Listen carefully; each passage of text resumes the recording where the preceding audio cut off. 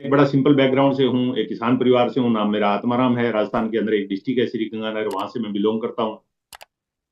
जब मैं 2 साल का था, दुनिया से मेरी माँ चली गई। पिताजी ने पाल पोस के मुझे बड़ा किया। माँ का प्यार, पिता का प्यार, जो कुछ भी वो मेरे लिए कर सकते थे उन्होंने किया। मेरी पढ़ाई लिखाई ज्यादा नहीं हुई है साहब। मैं 9वीं क्लास तक गांव के गवर्नमेंट हिंदी मीडियम स्कूल में पढ़ा हुआ हूँ।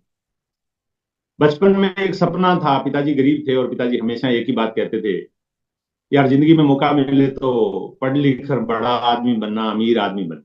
तो वो जो हिस्से पे जमीन मिलती थी वो ज्यादा नहीं मिल पाई, जिसकी वजह से मेरे को खेती किसानी में ज्यादा कुछ बना नहीं। और उसमें भी मेरा बैड लक था कि जो रेगिस्तानी भूमि मेरे को मिली उसमें फसल ज्यादा नहीं हो रही थी, क्योंकि पानी नहीं गिर रहा था, इसलिए बरसात के आधारित खेती थी।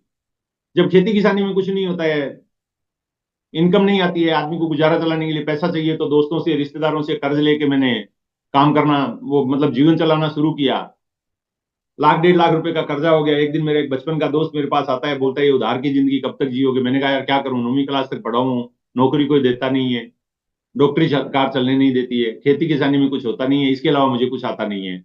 तो वो बोलता है आप चिंता मत करो, आप चिंता मत करो, काम तो आपको मैं बता दूंगा अगर आप करना चाहो तो। मैंने कहा यार बता दो। तो वो बोलता है आपके गांव में दूध बहुत होता है, गांव से इकट्ठा करके, पास में तहसील हेडक्वार्टर है रायसिंह नगर, वहां ले जाके बेचो तो गुजारा ठीक चल सकता है। अब वो उसका काम मेरे को पसंद आया, क्योंकि वो दूध बेचता था और उस काम में वो सफल था। तो मैंने कहा यार मैं भी यही काम कर लेता हूँ। तो मैंने उसको कहा यार मेरे को बेचना नहीं आता दूध। वो बोलता है चिंता मत करो, बेचना मैं सिखा दूंगा, आप मेरे गांव आ जाओ। मैं उसके गांव चला गया और 2-3 दिन में दोस्तों मैं दूध बेचना सीख गया, क्योंकि दूध बेचने का काम कोई रॉकेट साइंस नहीं है। दो ही चीजें सीखनी होती है, कितना पानी मिलाना है, कितना पैट निकलवाना है। और मैं 2 दिन में उसके पास जाके वो काम सीख गया। उसके बाद घर में एक साइकिल थी, मैंने दूध बेचना शुरू किया। जब मैं दूध बेच रहा था तो बेचते बेचते मेरे को लगा यार मैं जिंदगी में जो चाह रहा था वो तो नहीं मिल रहा। किसी अवसर की तलाश में था, लेकिन अवसर मेरी नजरों में नहीं आ रहा था कोई। लेकिन कहते हैं कि ऊपर वाले से जब आप दुआ करते हो, प्रार्थना करते हो, तो आपकी कबूल हो जाती है कई बार। एक दिन मेरी भी प्रार्थना कबूल हुई। मेरे एक दोस्त का फोन मेरे पास आया। उसने कहा आत्माराम जी क्या कर रहे हो। मैंने कहा कुछ नहीं यार, दूध बेच के घर पहुंचाऊं। बोलता है आप कल मार्केट आओगे। मैंने कहा हाँ आऊंगा। बोलता है आप मेरे पास आना, मैं आपको एक फ्री का बिजनेस बताऊं। अब साहब मैं हिंदुस्तानी आदमी हूं, और हिंदुस्तानी आदमी के साथ एक प्रॉब्लम है, उसको फ्री में कुछ भी तो लेने को तैयार रहता है। जहर भी दोगे तो ले लेगा, बोलेगा ले लेता हूं अपने, नहीं तो पड़ोसी के काम आ जाएगा। मैं भी दौड़ा दौड़ा उसके पास गया और जाके मैंने उससे पूछा, तो उसने मेरे को एक बैग दिखाया। गत्ते का पैकेट था जिसपे लिखा हुआ था आरसीएम बिजनेस एनएम किट। मैंने कहा ये क्या है। बोलता है ये कपड़ा है। मैंने कहा ये कपड़ा ऐसे कब से आने लग गया। बोला यार नए तरीके का कपड़ा है, और इस कपड़े की एक खासियत है कि इस कपड़े को पहनकर आदमी अमीर बन सकता है। मैंने कहा दोबारा बता दो, क्योंकि मैं समझ नहीं पाया उसकी बात को। भाई बेच के तो अमीर बन सकते हैं, पहन के थोड़ी बन सकते हैं। वो बोलता है पहन के अमीर बन सकता है। मैंने कहा तूने खाया क्या था। बोला कुछ नहीं। मैंने कहा दवाइयों की दुकान है, कुछ खा लिया होगा यार। बोला नहीं नहीं यार, तेरे को कैसे डाउट हुआ। मैंने कहा यार कपड़ा बेच के तो लोग अमीर बनते हैं, पहन के अमीर थोड़े ही बनते हैं। बोला नहीं, ये कपड़ा नए तरीके का है, और ये कपड़े में बिचौलिए नहीं है, ये कपड़ा डायरेक्ट कंपनी से आपके पास आता है, और बीच का पैसा हम लोगों को बढ़ता है। और फिर उसने मेरे को आरसीएम का प्लान समझाया। जैसे ही प्लान समझाया, मेरे को एक बात समझ में आ गई कि ये फंसाने का काम है, ये जोड़ा जोड़ी का काम है, ये मेंबर बनाने का काम है, और ये इसमें मेरे को फंसाना चाह रहा है। मैं अपने दिमाग को बंद कर लिया और मैंने कोशिश की कि मैं यहां से भाग जाऊं। लेकिन वो काफी देर तक मेरे को समझाता रहा। आखिर मैं समझा नहीं, तो उसने मेरे को एक गेम खेला। बोलता है चाय पिएगा। मैंने कहा पैसे नहीं लेगा तो पी लूंगा। बोलता है नहीं पैसे नहीं लूंगा, मैं बोल के आ रहा हूँ। और पास में एक दुकान थी, मैंने कहा यहीं से बोल दे, आवाज लगा दे, चाय दे देगा। बोला नहीं मैं बोल के आ रहा हूँ। 18 सितंबर 2002 की घटना है दोस्तों। बोलता है मैं बोल के आ रहा हूँ, थोड़ी अदरक वगैरह डाल के बढ़िया बना के भेजेगा। मैंने कहा ठीक है भाई, बोल के आ। वो गया और जाके चाय का बोल के आया। थोड़ी देर बाद एक लड़का आया चाय लेके, गाना गुनगुनाता हुआ, आज मौसम बड़ा बेईमान है, आने वाला कोई तूफान है। और वो चाय के 2 कप रखे और चला गया। अब मेरे को क्या मालूम क्या तूफान आने वाला है। थोड़ी देर बाद में वो हम चाय जैसे ही पीने लगे, एक लंबी सी स्टीम कार आई, उसमें से एक गोरा चिट्टा आदमी बाहर निकला। दुकान में घुसा, घुसते ही सीधा मेरे से हाथ मिलाया। बोलता है हेलो आत्माराम जी, क्या हाल चाल है। मैंने कहा साहब आप कैसे जानते हो मेरे को। बोला आपको कौन नहीं जानता, इतना बढ़िया दूध जो बेचते हो। कमाल है, जान न पहचान, तू मेरा मेहमान, आज तक कभी मिले नहीं, आज तक कभी एक बूंद दूध लिया नहीं, और बोल रहे हैं। तो मैंने कहा चलिए साहब चाय लीजिए। अब एक अच्छा आदमी एक मेरे जैसे साधारण आदमी से बात करे तो रिस्पेक्ट तो करनी पड़ती है। मैंने उनको चाय दी। उनका नहीं नहीं आप लीजिए, मैं और ले लूंगा। तब तक मेरा दोस्त था, उसने कहा लीजिए अंकल ये लीजिए। मैंने कहा आप नहीं पियोगे। बोला मैं और मंगा लेता हूँ। और उसने आवाज लगाई ये दो एक चाय भेजना। मैंने कहा आप अदरक वाली नहीं पियोगे। बोला मैं बोल के आया हूँ आज पूरे दिन अदरक वाली भेजना। मैंने कहा चलो ठीक है। 2 साल बाद दोस्त को पता चला वो चाय तो बेचारा चाय वाला अदरक की बना रहा था। मेरा दोस्त चाय का बोलने नहीं गया था, उस चाय वाले की दुकान के पीछे एक एसटीडी पीसीओ था, वहां से वो बोलने गया था। वो एसटीडी पीसीओ से फोन किया था उस अंकल को कि अंकल मुर्गा आ गया है, मेरे से निपट नहीं रहा है, आप आ जाओ मिलके हलाल कर लेते हैं। और वो अंकल थोड़े पढ़े लिखे समझदार आदमी थे, उन्होंने नाम वाम पूछा और वो आ गए। मैंने उस लड़के से पूछा कई दिन बाद, मैंने कहा भाई तू गाना क्यों गा रहा था उस दिन, मौसम बड़ा बढ़िया था। बोला अरे अंकल मैं तो तेरे को इशारे से समझा रहा था, अगर सीधा बोलता अंकल भाग जा तेरे को फंसाएंगे, तो तू तू तो भाग जाता, लेकिन मेरे को ये सेठ दुकान से भगा देता चाय वाला। इसलिए मैंने तेरे को बोला, इशारे से बोला कि वो सामने कार लेके खड़ा था वो आदमी। तो मैंने कहा तेरे को क्या मालूम था वो मेरे को फंसाने आएगा। बोला मेरे को इसलिए मालूम था कि तेरे से पहले 4 को फंसा चुके थे वो लोग, ऐसे ही जैसे तेरे को किया वैसे ही कर चुके थे। मैं बोला चलो यार ठीक है, जो भी हुआ सो हुआ। उसके बाद में वो जो साहब आए थे वो मेरे को बोलते हैं और आत्माराम जी सुनाओ क्या हाल चाल है। मैंने कहा साहब बढ़िया है। बोले रियल में बढ़िया है या वैसे ही बढ़िया है। मैंने कहा साहब रियल में तो गरीब आदमी है, क्या बढ़िया होते हैं, बस ठीक है बोलने को बढ़िया है। बोले जिंदगी में आपका सपना था क्या दूध बेचना। मैंने कहा सपना किसका होता है साहब, दूध तो मजबूरी में बेचा जाता है, चाय बेचना दूध बेचना ये कोई सपना थोड़ा ही होता है। बोले तो यार फिर और कुछ क्यों नहीं करते। मैंने कहा साहब और क्या करें, गरीब आदमी है, पैसे तो है नहीं और बिना पैसे के कुछ होता नहीं है। बोले नहीं यार बिना पैसे के बहुत कुछ हो सकता है, आप चाहो तो कुछ भी कर सकते हो। मैंने कहा साहब मैं समझा नहीं। बोले आपका जिंदगी में रियल में सपना क्या था। मैंने कहा साहब रियल सपना तो था पढ़ लिख के डॉक्टर बनूं, पैसे वाला आदमी बनूं, अमीर बनूं। तो बोले डॉक्टर बनना सपना नहीं था, अमीर बनना सपना था। मैंने कहा हाँ बिल्कुल ऐसा ही मानिए। तो बोला वो तो आप अभी भी बन सकते हो। मैंने कहा कैसे। बोले अमूल वाला बन गया, नेस्ले वाला बन गया, दूध बेच के भी आप बन सकते हो। मैंने कहा साहब उनके पास मैन पावर है, कैपिटल है, सब कुछ है, मेरे पास वो थोड़ा ही है। तो बोले अगर कैपिटल ना लगानी हो और मैन पावर ना लगानी हो और एक ऐसा कोई सिस्टम हो जिसमें आपके सपने पूरे हो सकते हैं तो आप करना चाहोगे। तो मेरे दिमाग में आया यार ये ज्वाइनिंग वाली किट के लिए तो बात नहीं कर रहेगा कहीं। मैंने कहा नहीं नहीं साहब मैं मेरा काम कर रहा हूं उसमें ठीक हूँ। बोले देखो इस दुनिया में अगर आपको अमीर बनना है ना तो आपको कुछ रूल फॉलो करने होंगे। मैंने कहा साहब मैं समझा नहीं। बोले आपको दूध बेचना किसने सिखाया। मैंने कहा मेरा एक दोस्त। बोले उसको दूध बेचना आता था। मैंने कहा यस। बोला आपको मोटरसाइकिल चलानी आती है। मैंने कहा हाँ। किसने सिखाई। मैंने कहा मेरे दोस्त ने जिसको मोटरसाइकिल चलानी आती थी। बोले आपको कार चलानी आती है। मैंने कहा नहीं आती। बोला क्यों नहीं आती। मैंने कहा साहब किसी ने सिखाई नहीं। बोला आप अमीर हो। मैंने कहा नहीं। बोले क्यों। मैंने कहा किस्मत खराब है। बोले किस्मत थोड़ी खराब है, किसी अमीर आदमी ने आपको अमीर बनना सिखाया नहीं। मेरे दिमाग में एक झटका लगा। मैंने कहा क्या बात तो सही है। मेरे को तैरना नहीं आता क्योंकि मेरे को किसी आदमी ने तैरना सिखाया नहीं। मेरे को हवाई जहाज उड़ाना नहीं आता क्योंकि मेरे को किसी आदमी ने हवाई जहाज उड़ाना सिखाया नहीं। मेरे को रेलगाड़ी चलाना नहीं आता क्योंकि मेरे को किसी ने रेलगाड़ी चलाना सिखाया नहीं। तो मैं अमीर नहीं हूं क्योंकि मेरे को अमीर बनना किसी ने सिखाया नहीं। हम सीखते कहां से हैं दोस्तों, हम सीखते हैं जिनसे, जो सीखते हैं वो बन जाते हैं। साइकिल चलाना किसी साइकिल वाले दोस्त से सीखते हैं, साइकिल चलाने लग जाते हैं। आरसीएम सॉरी, अमीर बनना हम किसी आदमी से सीखे ही नहीं। रॉबर्ट कियोसाकी अपनी किताबों में कहते हैं कि गरीब आदमी जो है उसकी जो परवरिश होती है वो गरीबी में होती है, तो वो जैसी परवरिश होती है वैसा बन जाता है। अमीर आदमी की परवरिश अमीरी में होती है तो उसकी जैसी परवरिश होती है वो वैसा बन जाता है। हमारे पेरेंट्स गरीब थे, उन्होंने हमें सिखाया। हमारे अड़ोसी पड़ोसी दोस्त रिश्तेदार सब गरीब थे, उन्होंने हमें सिखाया। हमारे टीचर्स गरीब थे, उन्होंने हमें सिखाया, और जो उन्होंने सिखाया वो हम बन गए। अगर हमें अमीर बनना है तो किसी आदमी से सीखना पड़ेगा। मैंने कहा साहब मतलब मैं समझा नहीं। बोले दुनिया में सबसे पहले एक अरबपति हुए थे, नाम था मिस्टर जे पॉल गेटी, और उन्होंने कहा था if you want to become rich find someone who is rich and do is doing one day you will be rich. दोस्तों इस लाइन को लिख लीजिए, इस लाइन ने मेरी जिंदगी को बदला है। If you want to become rich, अगर आप अमीर बनना चाहते हैं तो पहले उस आदमी को ढूंढें जो अमीर हैं, और फिर वो करें जो वो कर रहा है, एक दिन आप भी अमीर बन जाएंगे। मैंने कहा साहब वो तो ठीक है लेकिन कैसे। और तब उन्होंने मेरे को धीरूभाई अंबानी का उदाहरण दिया कि धीरूभाई अंबानी ऐसे विदेश में पेट्रोल पंप पे पेट्रोल भरते थे, सामने 5 स्टार होटल था, उसमें अमीर लोग चाय पीते थे, धीरूभाई अंबानी वहां चाय पीने लगे और धीरे धीरे करके वो अमीरों के साथ बैठने लगे, और वहां से आइडिया मिला, मसाला फैक्ट्री लगाई, फिर धागा फैक्ट्री लगाई, फिर कपड़ा फैक्ट्री लगाई, और आज इतना बड़ा रिलायंस का साम्राज्य खड़ा कर दिया। आत्माराम जी अगर आप भी चाहो तो ऐसा कर सकते हो।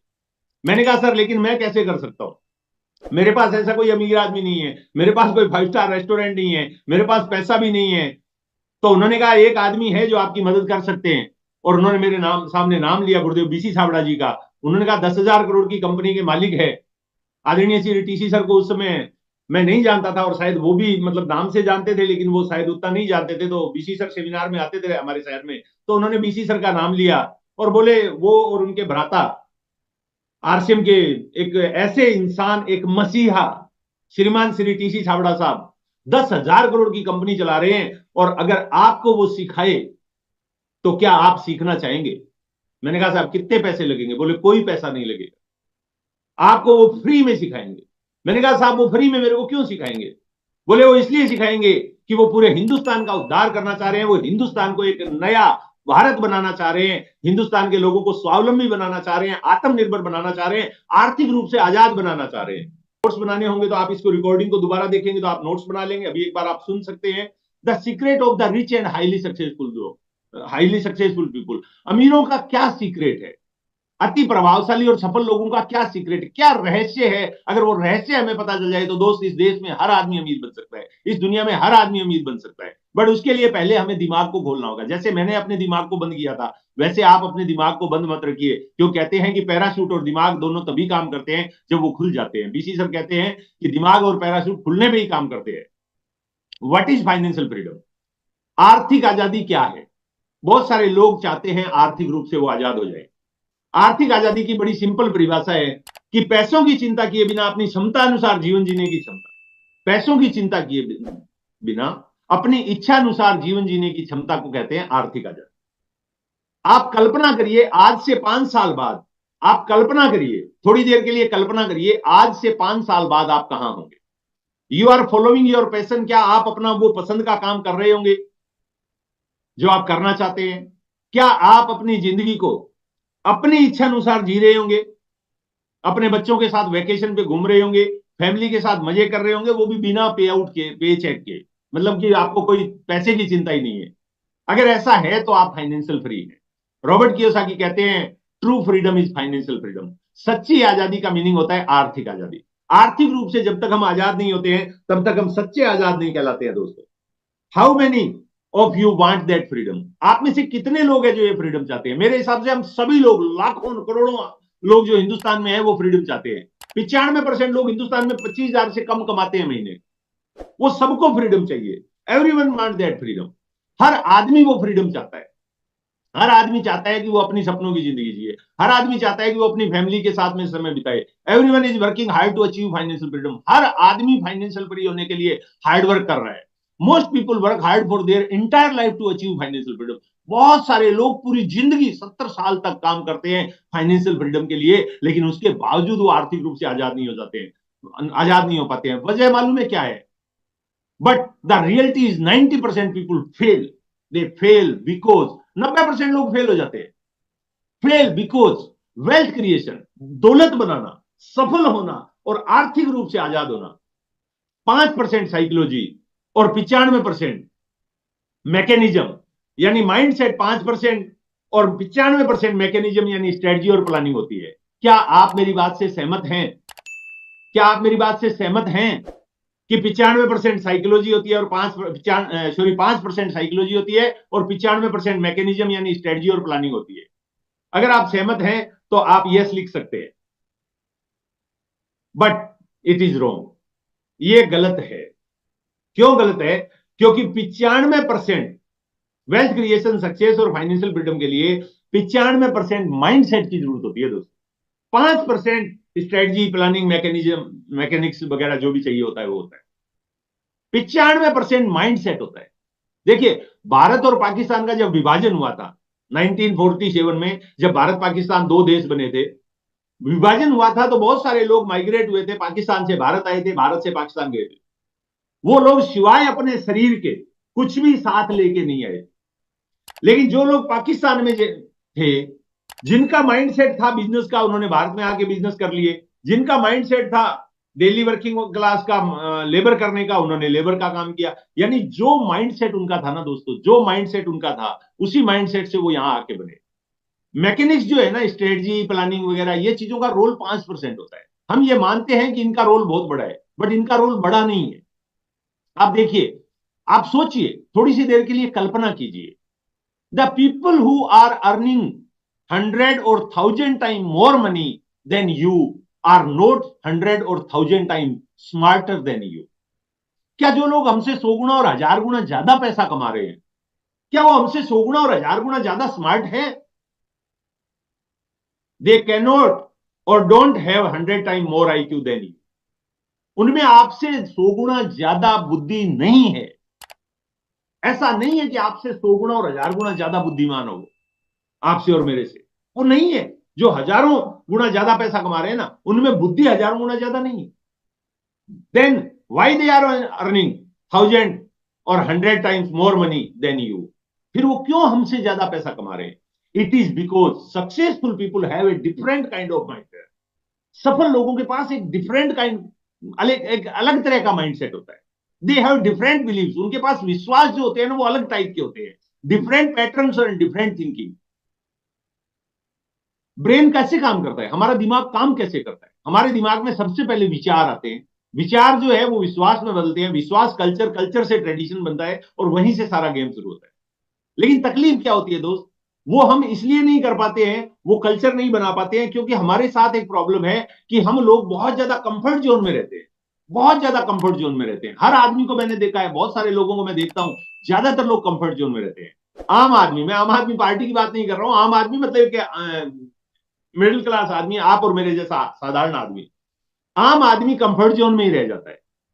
ही never try to get out of his comfort zone. कभी भी वो कंफर्ट जोन से बाहर आने की प्लानिंग ही नहीं करता है।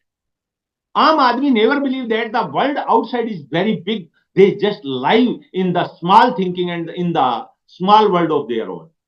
वो छोटी सोच के साथ छोटे दायरे में सिकुड़ के रह जाता है। And even if someone is telling them and showing them the path that you can also do it, then also they don't believe that they can do it. अगर कोई उनको रास्ता दिखाता भी है ना, कि भाई मैं तुम्हें बता रहा हूं, जैसे मेरे को मेरे दोस्त ने बताया, अगर उनको कोई रास्ता बताता भी है, दिखाता भी है, तब भी वो भरोसा नहीं करते हैं कि क्या मैं कर पाऊंगा, क्योंकि वो कंफर्ट जो उनको छोड़ना है ना, उनके लिए बहुत बड़ी दिक्कत होती है। वो हमेशा ही एक मीडियोकर लाइफ जीने के लिए प्रोग्राम्ड होते हैं। बचपन से ही हमें प्रोग्राम कर दिया जाता है मीडियोकर लाइफ जीने के लिए, कि जितनी चादर है उतने पैर पसारो, ज्यादा बड़ा मत सोचो, ज्यादा दूर का मत सोचो, ज्यादा ऊंचा मत उड़ने की कोशिश करो। They are programme to follow the traditional path. जो बना बनाया काम धंधा है, पिताजी की दुकान है, तुम्हें भी दुकान में बैठना है, पिताजी नौकरी कर रहे हैं, तुम्हें भी नौकरी करना है, कुछ नहीं सोचना है उससे आगे। रटा रटाया पैटर्न है। रॉबर्ट कियोसाकी कहते हैं मीडियोकर आदमी को एक ही पैटर्न होता है, गो टू स्कूल, स्कूल जाओ, गेट गुड ग्रेड, अच्छे नंबर लाओ, डोंट फोकस ऑन मनी, पैसे पे फोकस मत करो, because money is the cause of all evil. पैसा ही सभी समस्याओं की जड़ है। ये सबको सिखाया जाता है, बड़ा अच्छे से ठोक ठोक के सिखाया जाता है, पैसा सभी समस्याओं की जड़ है। दोस्तों मैं सच बता रहा हूं, पैसा सभी समस्याओं की जड़ है, बट सही शब्द क्या है? कम पैसा सभी समस्याओं की जड़ है। कम पैसा सभी समस्याओं की जड़ है, पैसा कभी समस्याओं की जड़ नहीं होता है। वारेन बफे के पास बहुत पैसा है, मैंने नहीं देखा उनको कोई समस्या है क्या। चार्ली मुंगर 100 साल के होकर दुनिया से गए, बहुत पैसा था, कोई समस्या नहीं थी। टीसी सर के पास कोई समस्या नहीं है, बहुत पैसा है। बीसी सर के पास कोई समस्या नहीं है। राजाराम जी, मुकेश जी, वत्सा, प्रहलाद जी, इनके पास महावीर जी, जयनारायण जी, अत्री जी, राकेश शर्मा जी, इनके पास बहुत पैसा है। विजय विरोधिया जी, सुजीत जी, छोरी में कदम जी, सबके नाम नहीं ले पा रहा हूं, इनके पास बहुत पैसा है। क्या कभी आपने देखा है वो समस्या है इनके पास? बहुत पैसा समस्या नहीं है, कम पैसा समस्या है। इसलिए पैसा बुराइयों की जड़ नहीं है, कम पैसा बुराइयों की जड़ है। जहां लड़ाई और झगड़े होते हैं ना, वहां कम पैसे से ही ज्यादा लड़ाई और झगड़े होते हैं। Just get good grade and gate A job, अच्छे नंबर लाओ, अच्छी नौकरी प्राप्त करो, गेट मैरिड, शादी करो, बच्चे पैदा करो, and then focus on kids, और फिर बच्चों पे फोकस करो। दोस्तों मैं अभी मुंबई गया था 2 महीने पहले, मैंने देखा मुंबई में भीड़ नहीं है, बहुत कम भीड़ है। मैंने सर्वेश जी को पूछा, मैंने कहा यार क्या चक्कर है यहाँ, भीड़ क्यों नहीं है? सनातन जी मेरे को रिसीव करने आए, मैंने कहा भीड़ क्यों नहीं है? उन्होंने कहा साहब एक्चुअल में बॉम्बे में कल 10वीं क्लास के एग्जाम, बोर्ड एग्जाम स्टार्ट हो रहे हैं, और सारे के सारे जो पेरेंट्स हैं वो अपने बच्चों को कल के एग्जाम की तैयारी करवाने के लिए छुट्टी लेके घर में बैठे हुए हैं। मैंने कहा कमाल है। पेरेंट, अगर बच्चे को टीचर ने पढ़ाया यार, सब कुछ कोचिंग वगैरह सब किया, तो पेरेंट्स क्या बताएंगे? बोला साहब पूछो मत। और मैं किसी से भी मिला ना, तो एक ही चीज बोल रहे थे, बच्चों के 10वीं के एग्जाम है, बच्चों के 10वीं के एग्जाम है, बच्चों के 10वीं के एग्जाम है। उनका सारा फोकस माइंडसेट वही है। शादी हो गई, बच्चे पैदा हो गए, अब बच्चों पे फोकस करो। Middle class people stop focusing on themselves. वो खुद पे फोकस नहीं करते हैं आफ्टर देयर किड्स। शादी हो गई, बच्चे पैदा हो गए, फोकस खत्म। And that's why the remain poor और मिडिल क्लास। और यही कारण है दोस्तों कि ये रॉबर्ट कियोसाकी की बातें हैं, मेरी नहीं है, माफ करिएगा, मुझे बुरा मत मानिएगा मेरी बातों से। आम आदमी के लिए रॉबर्ट कियोसाकी ने बोला हुआ है, जो एक बहुत बड़े शिक्षाविद है। They are actually addicted to mediocrity, they don't want to actually become financial free. मतलब हमें एक नशा सा हो जाता है, एक एडिक्शन हो जाता है साधारण आदमी रहने का, और कभी फाइनेंशियल फ्रीडम के बारे में सोचते ही नहीं है लोग। बहुत सारे बिलीव्स होते हैं जिनसे हम बंध जाए होते हैं। I am too old to do something, मैं बड़ा भाई, मैं तो बूढ़ा हो गया, मेरी तो उम्र ज्यादा हो गई है, मैं अब कुछ नहीं कर सकता। I am not smart enough, मैं ज्यादा स्मार्ट नहीं हूं। I am not educated enough, मैं ज्यादा पढ़ा लिखा नहीं। अरे भाई मैं 9वीं पास, मैं ज्यादा पढ़ा लिखा नहीं हूं। धीरू भाई अंबानी भी 10वीं पास नहीं थे। है, you have to have money to make money, पैसा चाहिए भाई, बहुत सारा पैसा बनाने के लिए। ये लिमिटिंग बिलीफ्स होते हैं। मतलब ये ऐसी एक चेन है जिसे हमने अपने आप को बांध रखा है। I don't feel that I really deserve it, मतलब मैं, मेरे को लगता नहीं मैं इसके योग्य हूं। And there are so many reason that poor people have to not become successful और रिच। ऐसी बहुत सारी चीजें होती है, बहुत सारे, मतलब इनको बहाना साइटिस्ट का नाम दिया जा सकता है। Proven theory of belief, as you are programmed to not to become rich whenever the problem comes। जब हमारी प्रोग्रामिंग ऐसी हो जाती है कि हम अमीर नहीं हो सकते, तो फिर कोई भी छोटी सी प्रॉब्लम आती है ना, you try to prove it, तो हम उसको प्रूव करते हैं that's you are not lucky and that's why you say that I do not deserve it. मैंने पहले ही बोला था मैं ऐसा हो नहीं सकता। So people adjust themselves to prove right to their programme और बिलीव दैट दे हैव, और वो एडजस्ट करते रहते हैं। वो जैसे मेंढक एडजस्ट करता है ना पानी में, गर्म पानी हो रहा होता है, पतीले में होता है, और वो मेंढक एडजस्ट कर रहा होता है, वैसे ही ज्यादातर लोग फिर एडजस्ट करते हैं, बोले एडजस्ट करो एडजस्ट करो। तो एडजस्ट करना हमारी आदत बन जाती है। One business lesson which brought revolutionary change in most billionaires and billionaires, बहुत सारे जो अमीर लोग हुए उन्होंने एक बहुत बड़ा, एक क्रांतिकारी बिजनेस लेसन बताया है, और वो लेसन है दोस्तों, बिकम एंटरप्रेन्योर्स। अगर आर्थिक रूप से आजाद होना है ना, तो हमें एंटरप्रेन्योर बनना चाहिए, नॉट ए एम्प्लॉय और नॉट ए सेल्फ। एक कर्मचारी या एक छोटा बिजनेसमैन बनकर हम बड़े आदमी नहीं बन सकते हैं। बड़ा आदमी बनना है तो हमें एंटरप्रेन्योर बनना चाहिए। Entrepreneur focus on their time, और एंटरप्रेन्योर का फोकस टाइम पे होता है मोर देन द मनी, पैसे के मुकाबले। आम आदमी क्या करता है, पैसे के पीछे भागता है।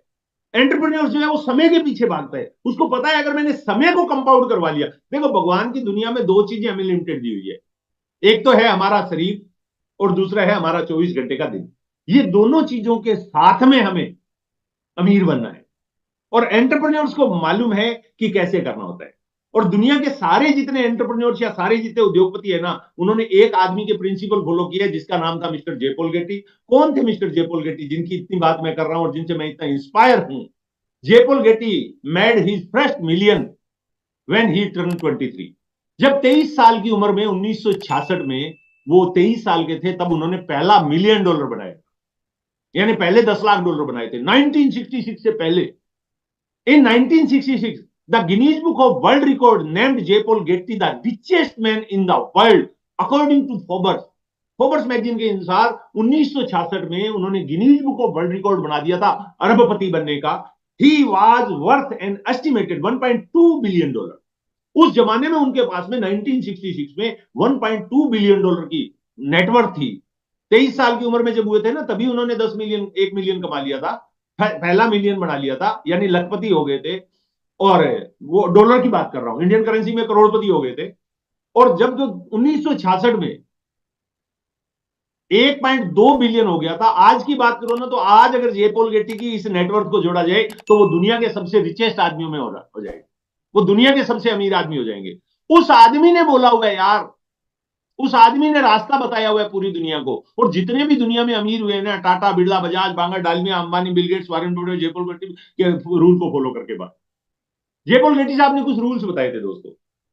डू योर ओन बिजनेस, पहला रूल, अमीर बनना है तो आपके पास अपना खुद का बिजनेस होना चाहिए। जेपॉल गेटी साहब ने बोला हुआ है कि किसी दूसरे के व्यवसाय में काम करके आप और मैं अमीर नहीं हो सकते। Based on daily usable product, रोजमर्रा की जिंदगी में काम आने वाले प्रोडक्ट का बिजनेस होना चाहिए। Income should be multi dimensional, बहुत सारे अलग अलग रास्तों से इनकम आनी चाहिए। 3% वो बिजनेस आप पे डिपेंड होना चाहिए, 97% दूसरे लोगों पे डिपेंड होना चाहिए। Do it for you, your work should be helpful for others so that they can get believe benefited. आपका जो काम है वो दूसरों के लिए मूल्यवान होना चाहिए, दूसरों के लिए मूल्यवान होना चाहिए, क्योंकि दूसरों के लिए वो काम, आपका काम जो है वो दूसरे भी उसको कॉपी करके ऐसा होना चाहिए। इट शुड बी डुप्लीकेबल, आपका बिजनेस डुप्लीकेबल होना चाहिए, that is other can do it easily, ताकि दूसरे लोग उसको जल्दी से कॉपी कर सके। Which can be taught to most people by learning your business, unlimited people can earn. और आपके बिजनेस को लर्न करके, सीख करके बहुत सारे लोग उस बिजनेस से पैसा कमा सके। ये इन्होंने बताए, प्रिंसिपल बताए, और इन प्रिंसिपल को ये सारे लोग दुनिया में फॉलो किए। ये दुनिया के अरबपति है जिन्होंने जे पॉल गेटी के रूल्स को फॉलो किया, जे पॉल गेटी के रूल्स को फॉलो किया। ये इंडिया के अरबपति है जिन्होंने जे पॉल गेटी के रूल को फॉलो किया। और अगर जे पॉल गेटी के रूल को फॉलो करके ये लोग अमीर बन सकते हैं, इनकी सबकी डिग्रियां अलग अलग है, इनकी क्वालिफिकेशन अलग है, इनमें से ज्यादातर लोगों का बैकग्राउंड जो है पहले पुअर था। अगर ये हो सकते हैं तो मेरा ऐसा मानना है दोस्त, हम भी कर सकते हैं। और हमारे सामने अगर ऐसा कुछ करना है तो हमारे सामने बेस्ट बिजनेस जो है वो है network marketing. A gift for a common man like me, मेरे लिए एक गिफ्ट बना था नेटवर्क। आरसीएम बिजनेस मेरे लिए एक गिफ्ट बना। नेटवर्क मार्केटिंग, आरसीएम बिजनेस एक gift for a common man. एक साधारण आदमी के पास अपना सेगमेंट बदलने का इससे बेहतर कोई रास्ता नहीं हो सकता है, इससे बढ़िया कोई रास्ता नहीं हो सकता है। ये देखिए साहब, ये मैं 2005 में था, जब मैं दूध बेचता था तो मैं ये वाला आत्माराम था। जब मैं दूध बेचता था तो ये वाला आत्माराम था, आज मैं ये वाला आत्माराम हूं। आपके सामने बात कर रहा हूं, ये मेरी धर्मपत्नी है, और आज हम इस बिजनेस में जिंदगी को जी रहे हैं, मजे से जी रहे हैं, एंजॉय कर रहे हैं पूरी लाइफ को। ये मैं फॉरेन गया था थोड़े टाइम पहले, उसके कुछ फोटोग्राफ्स है, आप देख सकते हैं साहब। जिंदगी बदल दी है साहब इस बिजनेस। आप भी एंटरप्रेन्योर बन सकते हैं, आप भी वो पा सकते हैं जो बड़े बड़े बिजनेसमैनों ने पाया है, आप भी वो सब कुछ ले सकते हैं जो बड़े बड़े बिजनेसमैन लोग ले पाए हैं। और आपके पास ये मौका है दोस्तों, आपको वो सब कुछ मिल सकता है जो आप चाहते हैं। आपका हर वो सपना पूरा हो सकता है जो आप पूरा करना चाहते हैं, बशर्ते आप अपने माइंड सेट को तोड़ें, बशर्ते आप अपने माइंड सेट को छोड़ें। आप ये सोचना छोड़ें कि मैं अमीर नहीं हो सकता। नेटवर्क मार्केटिंग, आरसीएम बिजनेस जे पॉल गेट्टी के सिद्धांतों पे पूरा काम करता है। देखिए कैसे जे पॉल गेट्टी ने कहा था आपका अपना खुद का बिजनेस होना चाहिए। आरसीएम बिजनेस आपका अपना खुद का बिजनेस है, बेस्ड ऑन एफएमसीजी और हेल्थ केयर। एफएमसीजी का व्यापार होना चाहिए यहाँ, एफएमसीजी और हेल्थ केयर पे। आज आप देखिए गामा ओरिजिनल के रिजल्ट देखिए, न्यूट्रीचार्ज के रिजल्ट देखिए, कीसोल के, आप कॉस्मेटिक के रिजल्ट देखिए, मतलब क्या बोलूं यार मैं आपको। आप हरी संजीवनी के रिजल्ट देखिए, आप गुडडोट के रिजल्ट देख लिए, आप एक एक आरसीएम के प्रोडक्ट को उठा के देखिए। इससे बेहतर क्वालिटी आपको पूरे हिंदुस्तान में 85% प्रोडक्ट नकली है आज मार्केट में। ये सर्वे रिपोर्ट है कि 85% प्रोडक्ट नकली है, और आरसीएम में आपको 100% प्योर गारंटेड ओरिजिनल उत्पाद मिलते हैं, जिससे आपकी हेल्थ अच्छी बनती है और आपकी वेल्थ अच्छी बनती है। अर्निंग फ्रॉम मल्टीपल ग्रुप्स, आपको कई सारे ग्रुप होते हैं उनसे इनकम आती है। 97% खुद पे दूसरों पे डिपेंड होता है, 3%। आज मेरी टीम में लाखों लोग हैं साहब, वो अगर साबुन से नहाते हैं, पेस्ट करते हैं, तो मेरे लिए करोड़ों रुपए का टर्नओवर हो जाता है, और उसकी वजह से लाखों रुपए मेरे घर में आता है, और मेरे घर में लाखों आता है, करोड़ों रुपया मेरी टीम में बटने के बाद आता है। This is helpful for other and they get benefit, दूसरों के लिए बहुत मददगार है, दूसरों के लिए बहुत बेनिफिटेड है, और वो बेनिफिट उठाते हैं इसके। Duplicable, teachable and easy to work for everyone, ये जे पॉल गेटी साहब ने कहा था। और आरसीएम बिजनेस तो डुप्लीकेबल ही है, टीचेबल भी है, सीख कर किया जा सकता है, और इजी फॉर वर्क हर एक के लिए है, क्योंकि हाउस वाइफ भी कर रही है, मेल मेंबर भी कर रहे हैं, फीमेल मेंबर भी कर रहे हैं, कम पढ़े लिखे भी कर रहे हैं, ज्यादा पढ़े लिखे भी कर रहे हैं, पूरे देश में हर जगह पे हर जाति धर्म के लोग कर रहे हैं।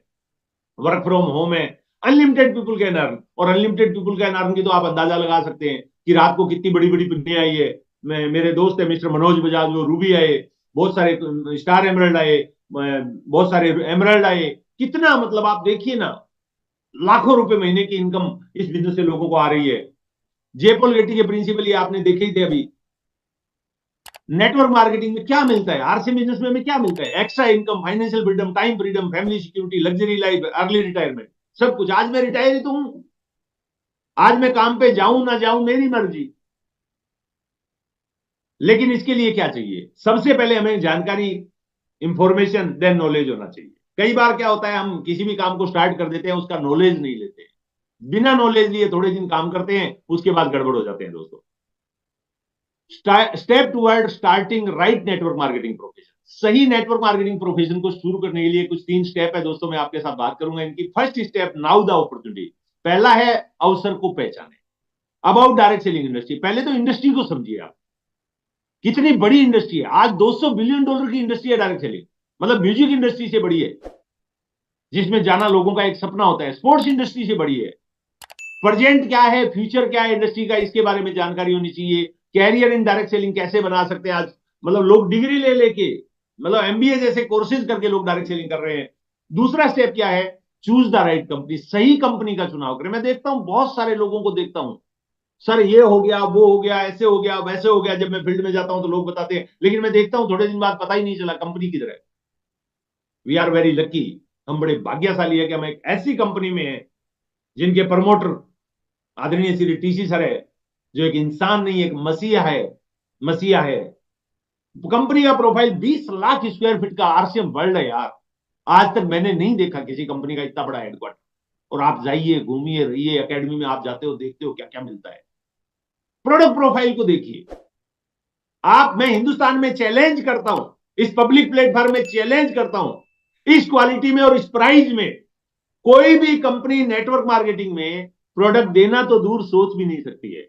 और ये बात आदरणीय श्री मुकेश कोठारी सर रोज बोलते हैं, चिल्ला चिल्ला के स्टेज पे खड़े हो के बोला है मुकेश सर ने कि हिंदुस्तान की कोई दूसरी कंपनी प्रोडक्ट देना तो दूर की बात है, सोच भी नहीं सकती है। मार्केटिंग प्लान, मैं हमेशा कहता हूं, लोग प्लान बनाते हैं, कंपनियां मार्केटिंग प्लान बनाती है ना, तो वो पूरा एक जाल बनाती है ताकि आदमी उसमें कैलकुलेट ना कर पाए। हमारे प्लान में 31 तारीख की रात को 12 बजे बिजनेस की क्लोजिंग होती है, 1 बजे हर आदमी को पता होता है मेरा पे आउट कितना बनेगा। इतना सिंपल कैलकुलेशन है। और यूएस सपोर्ट सिस्टम दोस्तों क्या कहूं मैं, आज ये जो मीटिंग हो रही है ये यूएस की वजह से है। हिंदुस्तान के हर घर में रात को 8 बजे यूएस सपोर्ट सिस्टम से आपके घर में मीटिंग होती है। दोपहर को महिलाओं के लिए एक अलग प्रोग्राम बीसी सर के चैनल पे होता है। मतलब हिंदुस्तान में आज सैकड़ों हजारों महिलाएं जो है वो लीडर बन चुकी है। 500 दिन से वो प्रोग्राम चल रहा है। उसके बाद सुबह 6:30 बजे हमारे खुद के प्रेरणा स्रोत, इस बिजनेस के पालनहार मसीहा, जिन्होंने इस देश को आर्थिक आजादी दिलाने का बीड़ा उठाया है। और मुझे भरोसा है कि एक दिन हिंदुस्तान में ऐसा आएगा जब घर घर में आर्थिक आजादी होगी। और वो आजादी किसी और की वजह से नहीं, वो आदरणीय श्री टीसी सर की वजह से होगी, जो सुबह 6:30 बजे एक एक पेरेंट्स जैसे अपने बच्चों को सिखाता है ना यार, उंगली पकड़ के, वैसे बैठ के एक एक आदमी से बात करके सिखाते हैं कि आप कैसे अमीर बन सकते हैं, कैसे बड़े बन सकते हैं। इतना बड़ा प्रोफाइल, इतना बड़ा सपोर्ट सिस्टम। तीसरा स्टेप जो है वो है डिसीजन मेकिंग फॉर स्टार्टिंग। आपको फैसला करना होगा, आपको फैसला करना होगा। फार्म भरिए, ज्वाइन कीजिए, दुकान बदलिए, जिंदगी बदल सकती है। ज्यादा जानकारी आपको चाहिए कि कंपनी का चुनाव कैसे करना है, इंडस्ट्री का चुनाव कैसे करना है, सही कंपनी क्या है, डायरेक्ट सेलिंग का विजन क्या है, और डायरेक्ट सेलिंग में कैसे बड़ा काम किया जा सकता है। तो उसके लिए आदरणीय डॉक्टर सुरेंद्र वत्स साहब जो हमारे डायमंड हैं, उनकी ये बुक है। दोस्तों, मैं 20 साल से वत्स साहब से एक सवाल पूछा हूं। मैं पिछले 20 सालों में वत्स साहब से जब भी मिला, मैंने एक सवाल हमेशा वत्स साहब से पूछा। हमेशा मतलब हमेशा पूछा। मैंने हमेशा वत्स साहब से एक सवाल पूछा, सर मैं आपकी तरह बड़ा आदमी कैसे बनूं। जब वो मेरे से पहले टेक्निकल थे तो मैं पूछता था टेक्निकल कैसे बनूं। जब वो एमरल्ड थे तो मैं पूछता था एमरल्ड कैसे बनूं। जब वो रूबी बने तो मैं पूछता था रूबी कैसे बनूं। जब वो सफायर बने, स्टार रूबी बने, सफायर बने, स्टार सफायर बने, मैं पूछता था सफायर कैसे बनूं। जब वो डायमंड बने तो मैं पूछता था डायमंड कैसे बनूं। और वो हमेशा मेरे को मुस्कुरा के एक ही बात कहते थे, आत्माराम जी, बस आप जैसे चलते आ रहे हो वैसे पीछे फॉलो करते रहिए, अपने अपलाइन को, इंदिरा जी को, राजाराम जी को, इनको फॉलो करते रहिए, आप डायमंड एक दिन जरूर बने। जब ये बुक आई तो मैंने वत्स सर को पर्सनली मैसेज किया। मैंने कहा सर, पिछले 18-20 साल से जिस सवाल की मेरे को खोज थी, जो सवाल मैं आपसे पूछ रहा था कि मैं डायमंड कैसे बनूं, और मुझे उसके लिए एक सही एक गाइड चाहिए था, वो आपने मेरे को दे दिया। इस बुक को पढ़ने के बाद सर, मैं दावे के साथ कहता हूं आपको दोस्तों कि आप इस बुक में बताए हुए जो स्टेप्स हैं, अगर उनको फॉलो करेंगे तो आप डायमंड बन सकते हैं। और ये आरसीएम वर्ल्ड है दोस्तों, जिसके आप हमेशा आप जाते हैं, देखते हैं, और फैसला लेना होगा दोस्त। आज एक फैसला लेना होगा, क्योंकि सही समय पे सही फैसला एक इंसान की जिंदगी बदल सकता है। अगर मैं सही समय पे उस दिन सही फैसला नहीं लेता ना दोस्तों, तो आज आपके बीच नहीं होता, दूध बेच रहा होता। और मेरे को ऐसा लगता है, a right decision can change your entire life. एक सही फैसला आपकी जिंदगी बदल सकता है। और I hope you will make sure that decision too, आप लेंगे ये फैसला। मैं बधाई देता हूं आपको एडवांस में। अगर आप नए साथी हैं, आप ये वीडियो देख रहे हैं, तो आपको आज ये फैसला लेना चाहिए। You are taking a right decision to start a right business, the best team and the right company at the right time. बहुत सारे लोग मेरे से सवाल पूछते हैं ज्वाइन करने के बाद। जब मैं फील्ड में जाता हूं तो लोग सवाल पूछते हैं, सर क्या करना होगा, ज्वाइन तो कर लिया हमने, क्या करना, what do I do now, अब मैं क्या करूं, अब मैं क्या करूं। ये बहुत बड़ा सवाल होता है यार आदमी। दोस्तों आंसर बड़ा सिंपल है, there is only one work follow six basic. एक ही काम है, बड़ा और मजबूत नेटवर्क बनाइए। देखिए बड़ी इनकम अगर आपको चाहिए ना दोस्तों, अगर आपको बड़ी इनकम चाहिए, बहुत सारे लोग कहते हैं सर मेरे को बहुत सारा पैसा कमाना है, बहुत सारे लोग कहते हैं सर मेरे को बहुत सारा पैसा कमाना है। अगर दोस्तों आपको बड़ा पैसा बनाना है तो याद रखिए, बड़ा पैसा आता है बड़े वॉल्यूम से। आरसी बिजनेस में बड़ी इनकम आपको बड़े वॉल्यूम से आएगी, बड़ा वॉल्यूम बड़ी टीम से आएगा। एक आदमी 5,000 पीवी कर सकता है, 10 कर सकता है, 20 कर सकता है, 50,000 कर सकता है, 1 लाख कर सकता है, 10 लाख कर सकता है, बट क्या 10 करोड़, 50 करोड़ और 100 करोड़ कर सकता है? नहीं कर सकता। आपको एक बड़ी टीम बनानी पड़ेगी, बड़ा वॉल्यूम बड़े नेटवर्क से आएगा। और बड़ा नेटवर्क अगर आपको बनाना है, एक एक्टिव नेटवर्क आपको बनाना है, तो आपको हमेशा याद रखना होगा कि आपको सिक्स बेसिक को हमेशा पालन करना, हमेशा पालन करना है, मतलब हमेशा पालन करना। मैं जब भी किसी भी बड़े सीनियर लीडर से मिलता हूं ना, चाहे महावीर जी से मिलूं, जयनारायण जी से मिलूं, राजाराम जी से मिलूं, मुकेश जी से मिलूं, विजेंद्र सर से मिलूं, बीसी सर से मिलूं, प्रहलाद जी से मिलूं, अत्री जी से मिलूं, कदम जी से मिलूं, किसी से भी मिलूं, वत्स साहब से मिलूं, वो हमेशा एक ही बात बोलते हैं। वो कहते हैं बड़ी कामयाबी सिक्स बेसिक, बड़ी सक्सेस चाहिए तो सिक्स बेसिक को अपना एक मंत्र बना लीजिए। क्या है सिक्स बेसिक? पहला basic, use the product and share the product. Product को यूज करना है, लोगों के साथ बात करनी है, शेयर करना है। 5,000 पीवी से कम अगर कोई आदमी कर रहा है तो मेरे को ऐसा लगता है कि वो सिक्स बेसिक के इस पहले स्टेप को पालन नहीं कर रहा है। दूसरा है make a list of prospect, लोगों की लिस्ट बनाइए दोस्त। अत्री जी का वीडियो इसी चैनल पे एक वीडियो है, आप जाइए प्लेलिस्ट में जाइए और वहां जाके देखिए, आपको सिक्स बेसिक के ऊपर हर बेसिक पे एक एक वीडियो है। लिस्ट बनाना, प्लान कैसे दिखाना है, फॉलोअप कैसे लेना है, हर चीज के वीडियो है। आप इसी यूएस के चैनल पे जाइए और प्लेलिस्ट में जाइए, वहां आपको सिक्स बेसिक के वीडियो मिलेंगे, 6 वीडियो मिलेंगे आपको अलग अलग लीडर्स के, लाइफ चेंजिंग वीडियो दोस्त। उनको घोट के पी जाइए और फील्ड में जाके इंप्लीमेंट कीजिए। कॉन्टैक्ट एंड इनवाइट, लिस्ट में नाम लिखिए। मैं हमेशा लोगों को बोलता हूं लिस्ट एक बार में कभी नहीं बनती है। 400-500 लोगों के नाम लिख डालिए और उसके बाद संकल्प लीजिए कि मैं 15-20 लोगों के नाम हर महीने उस लिस्ट में ऐड करूंगा, हर महीने मैं 20-25 नाम उस लिस्ट में ऐड करूंगा। आपकी लिस्ट जो है ना दोस्त, मोबाइल लिस्ट होनी चाहिए। देन चौथा है show the plan and product, product दिखाइए, प्लान दिखाइए, follow with in 48 hours, complete joining process and start with six basic. ये रेगुलर करना है दोस्त।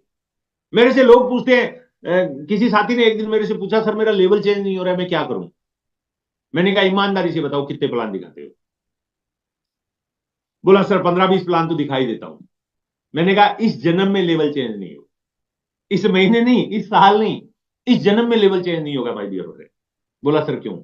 मैंने कहा 25-30-40 प्लान आपके बिजनेस को मेंटेन करवा सकते हैं, अगर आपको लेवल चेंज करना है तो कम से कम 60 से 70 प्लान महीने के होने चाहिए।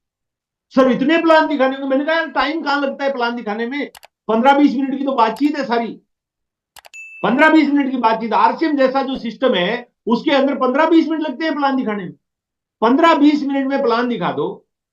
अगर आप महीने के 50-60 प्लान दिखा रहे हो दोस्त, आप किसी भी लेवल पे हैं, आपकी पिने यूं चुटकी में बदलेगी। बट तकलीफ क्या है मैं बताऊं? तकलीफ यह है कि हम में से ज्यादातर लोग, तकलीफ यह है कि हम में से ज्यादातर जो लोग है ना, वो लोग अपने कंफर्ट जोन को, अपने दायरे को नहीं छोड़ना चाहते।